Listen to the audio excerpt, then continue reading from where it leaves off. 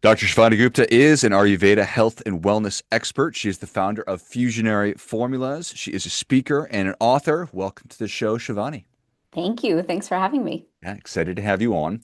Tell us a little about your personal life, more about your work, and why you do what you do. For sure. So I have been in the health and wellness space for over 20 years because of my own health journey. I grew up a kid who was always sick, car sick, air sick, seasick. That was part of it. But also, anyone who had a cold, I would catch that cold. I'd go down, I'd lose a week or two of my life, not getting to feel great, not getting to work and progress and do all my big goals, big dreams.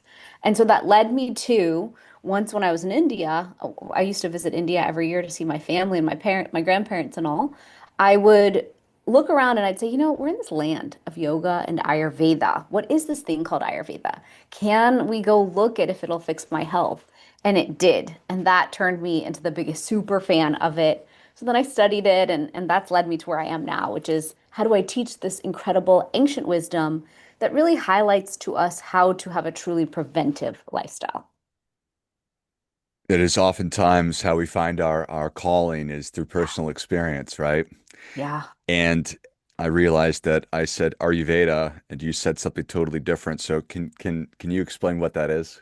Sure. Ayurveda is very hard to say. So everyone's going to say it in a different way, which is totally fine. You can say Ayurveda, you can say it Okay. in any which way.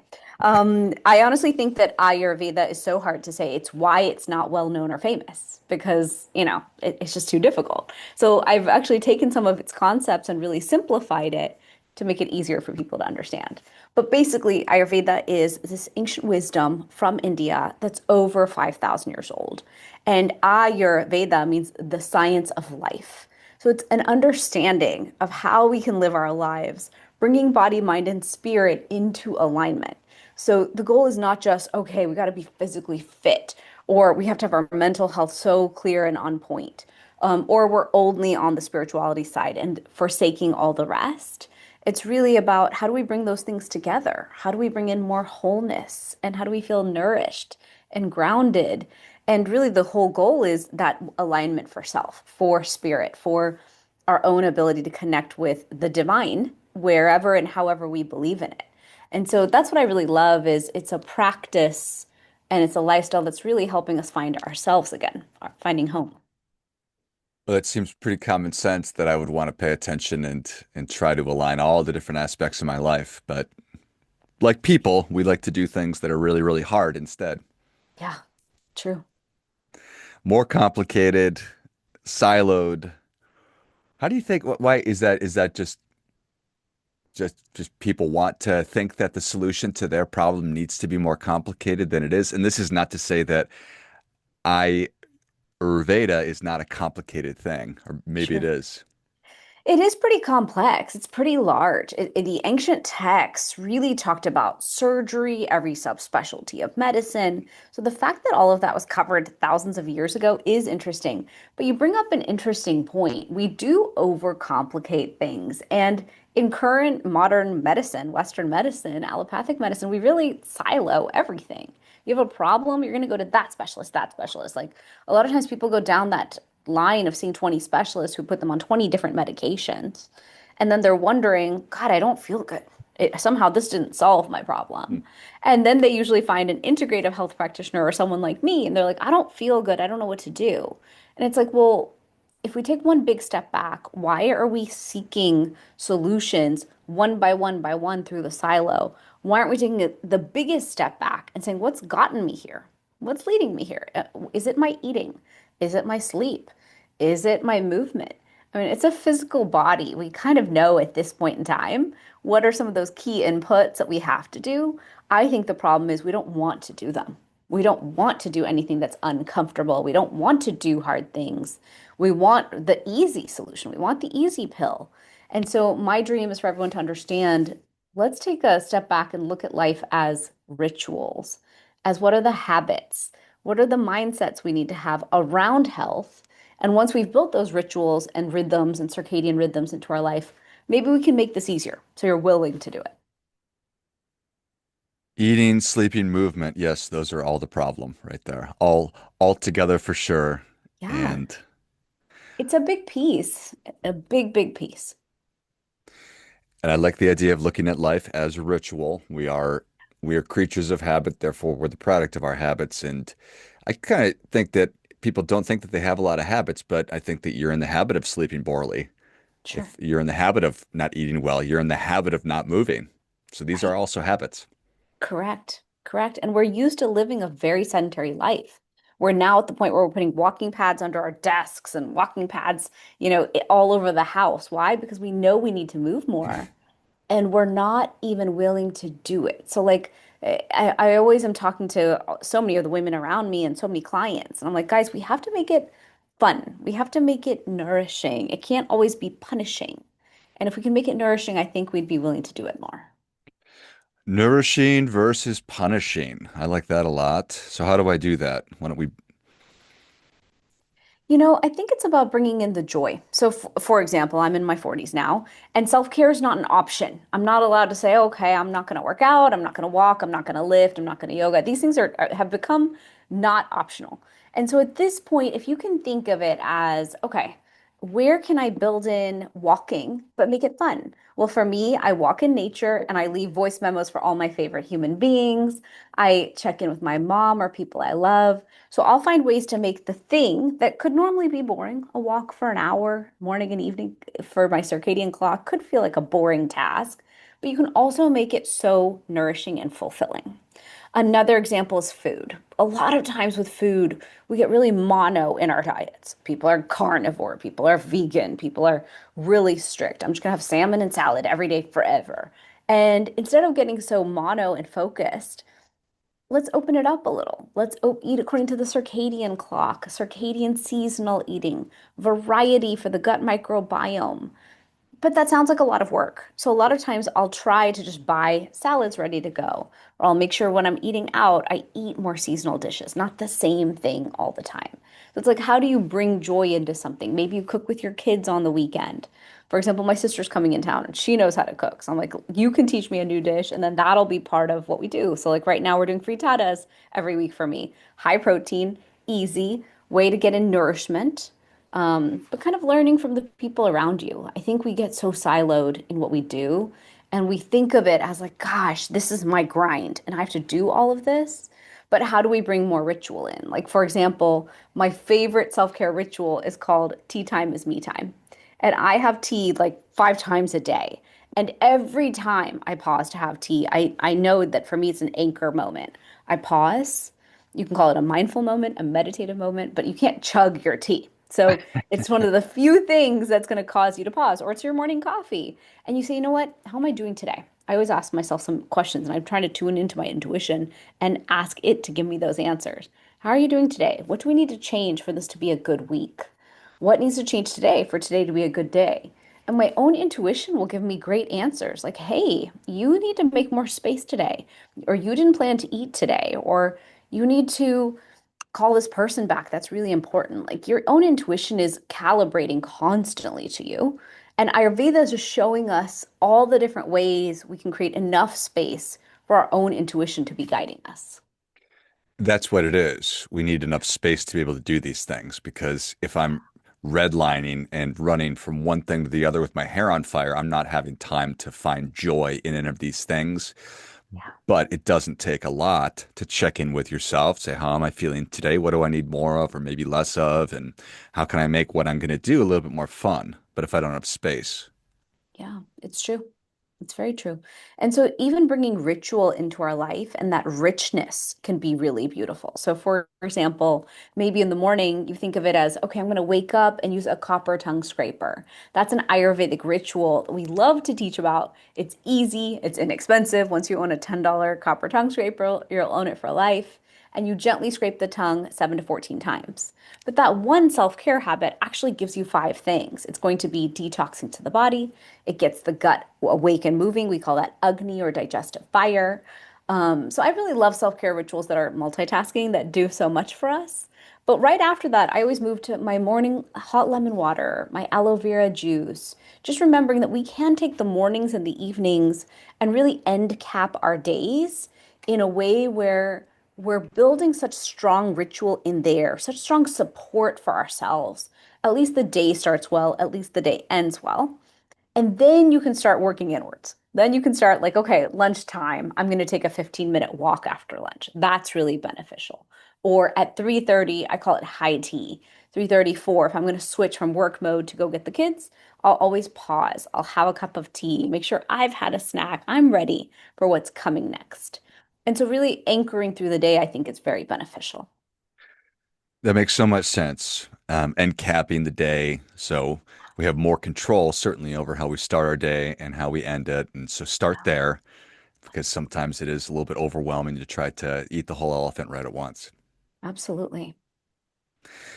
Well, I love that. I love finding the little things, and then being able to work in from there.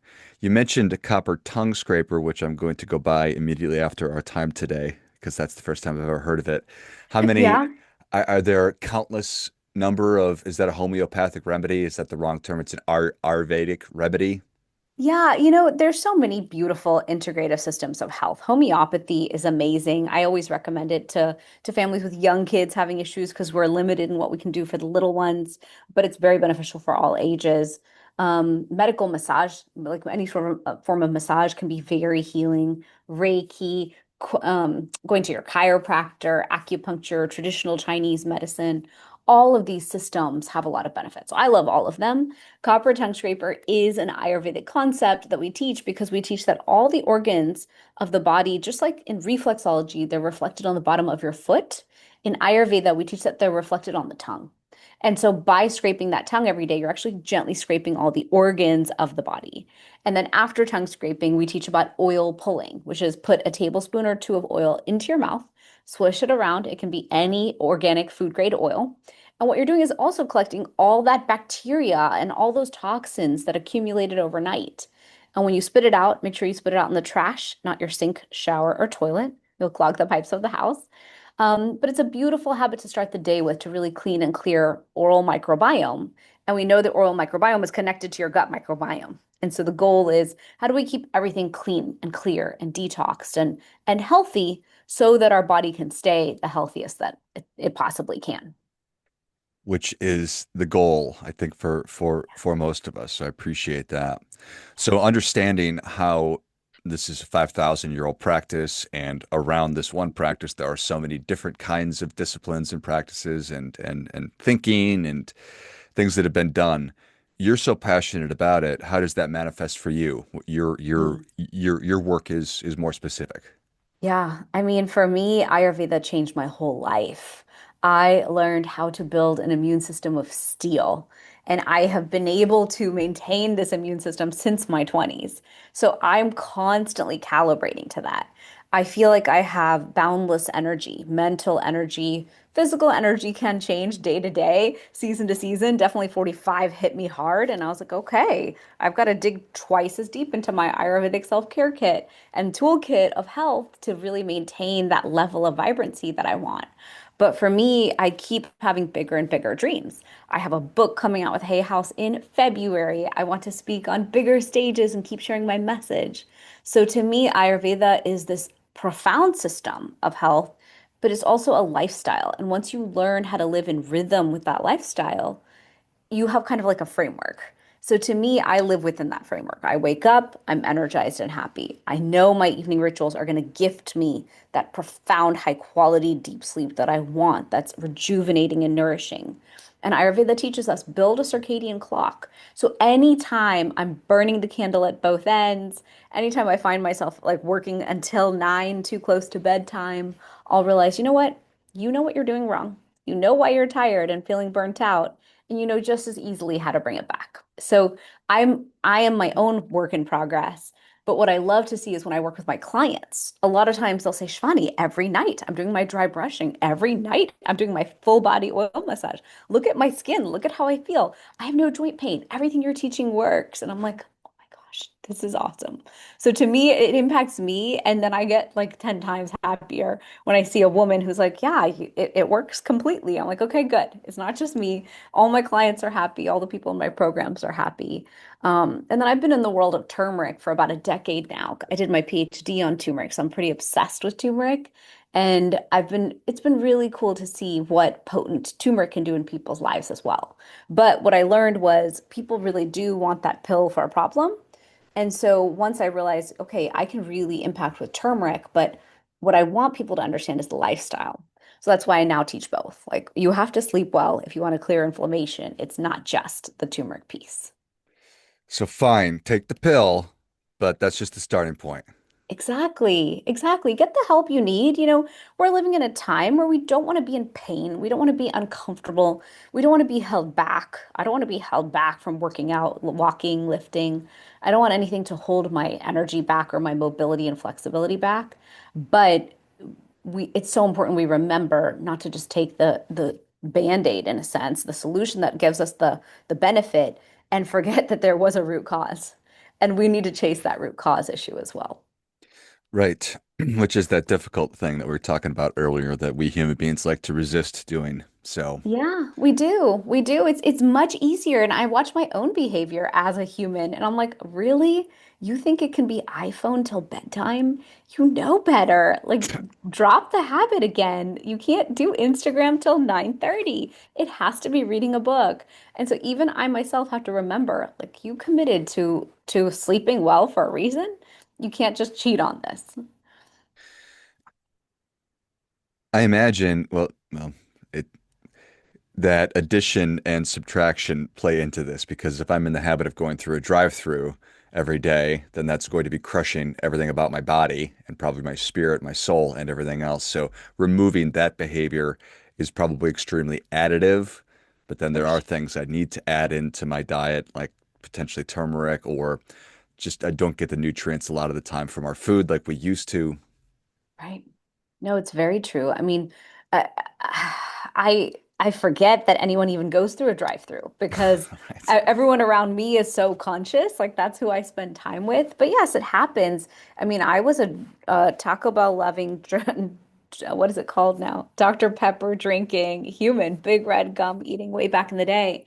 So yes, I think the first step, because I teach so much about inflammation, is we are an inflamed society. Our bodies are inflamed. It is the root cause behind so much of the chronic disease and sickness we're suffering from. And so, step one is remove the insults. Everything that is causing that inflammation in the system, let's go after that. And there is some low hanging fruit, like what you just said. Take out food, yes. Soda, yes. So, let's take out ultra processed foods, the seed oils that we know are really harmful and made for industrial use. They were not made for human use in the first place, like canola oil and things like that. We just don't need that stuff. Anything that's really high sugar, like soda, juices, these drinks that push our blood sugar level too high. Um, any foods that are made with ingredients that are fake, that are not meant in the body. Oftentimes we're buying food, and if you look at the packaging, I will stand in my Sprouts and I'll pick up two pancake mixes, and I'll be like, wow, one has 15 ingredients and one has five. That kind of made it easy, didn't it? So just choosing simpler food so the body recognizes it as food. I have a new book coming out called The Inflammation Code, and in that book I talk about how our poor body is taking what we're bringing in and putting in as foreign, and that's what's causing the inflammation. So just think about that every day. Like if I take this tea and it's just green tea and honey, my body can recognize that. That's from Mother Earth. But let's say I made my morning protein shake, and let's say in here I put 18 different things and they each had 18 ingredients. Hmm. My poor body's going to be like, I don't know how to process that. Can you simplify? And so for me, it's like almond milk, protein powder, creatine. Let's keep it clear. Body can absorb that. It knows what to do with that solution. But let's not go into all day being processed out of a box or frozen or dead. We also teach in Ayurveda something called prana. Prana means life force. So you get life force from breath. You can do breath work, but also are you eating anything fresh in your day? It's very easy nowadays to go your whole day without fresh food. And so really bringing in that fresh food is a way to say to your body, yes, I'm here to nourish all my cells. I'm not here just consuming food as fuel and I'm not even fueling my cellular health. So much, Shivani, so much. That's why we need people like you to guide us through this process. So, There is so much to know, but you know what? I think it's about keeping it simple. Sleep well, honor sleep as the first thing you do. And I always teach that sleep is easy. You're just going to sleep. But many of us get sleep wrong. Everyone tells me my sleep is fine. And I'm like, what does fine mean? They're like, it's fine. I wake up tired. Like, this is normal. This is aging. I'm like, no, you need to become obsessed with sleep first. That's where you clear inflammation and heal. Then when you wake up, can you do one or two good things for yourself? Can you kick it off well? And then do your best throughout the day and keep improving. But don't think of it as, oh, being healthy is so hard. I can't do it. I give up. This is just too much work. I don't want to cook. I don't want to do any of that. It's like, how do you simplify? It's like for me, if I want to be simple, I'll just scramble some eggs with some pesto I bought at Costco that I love. Add some salt and pepper. That's a great meal. Like we can simplify things. We don't have to make it complicated to have good health. doesn't need to be complicated, Shivani. Yeah, Like it. Well, Shivani, thank you so much for coming on. Where can people learn more about you? How can they engage with you? for sure. So my website is my name, shivanigupta.com, ShivanIGupta. And I'm at dr.shivanigupta on Instagram. And you'll find my new book, The Inflammation Code, there on my website at theinflammationcode.com. Excellent. Well, if you enjoyed as much as I did, show Shivani your appreciation. Share today's show with a friend who also appreciates good ideas. Go to shivanigupta.com and check out everything that we've been talking about and everything Shivani has been spending so much time to make easier to consume and bring into our lives. And then go to, what was the name of the book again? And the website, rather? Theinflammationcode.com. Theinflammationcode.com. Yeah. Because if you're wondering if you have inflammation in your body, you probably do. So Yeah, correct. thanks again, Shivani. Thank you. Thanks for having me. Until next time, remember, do your part by doing your best.